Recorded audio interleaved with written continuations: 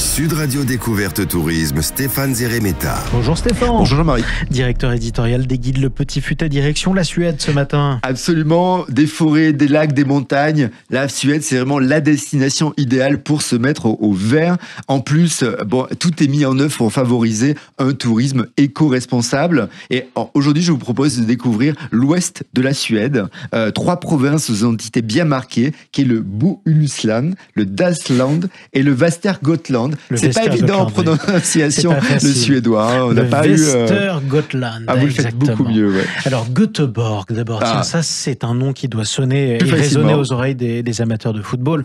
Göteborg est la porte d'entrée de la Suède occidentale. Oui, alors déjà c'est la 2e ville du pays et c'est une destination les plus durables au monde.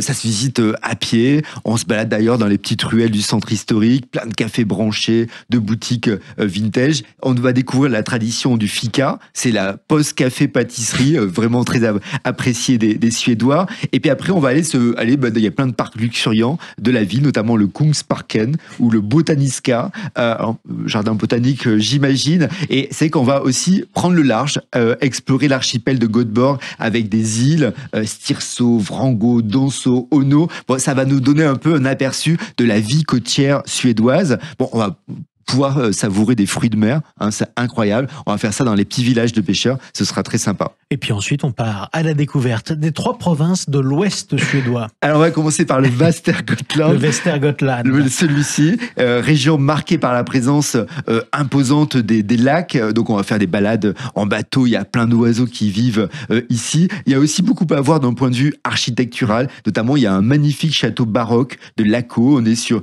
les bords d'un lac. Il y a une abbaye aussi du XIIIe siècle.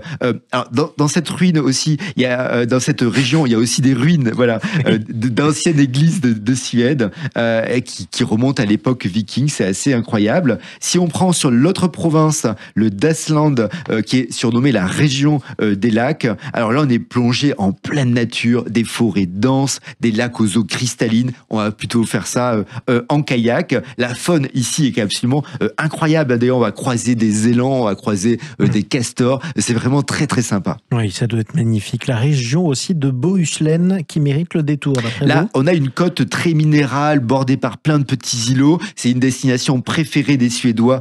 En été, on vient y profiter des petits villages de pêcheurs sur des îles. Il n'y a pas de voiture du tout. On va profiter pour faire de la voile, se baigner, faire du vélo. On est en pleine nature. C'est aussi une belle étape culturelle. Notamment, il y a le site de Pilan. Il y a tout un alignement de pierres préhistoriques, mais aussi des œuvres contemporaines. Anna, une sculpture de 14 mètres d'un artiste espagnol. C'est assez étonnant. Et chaque été, d'ailleurs, il y a une exposition mondiale de sculptures qui est organisée.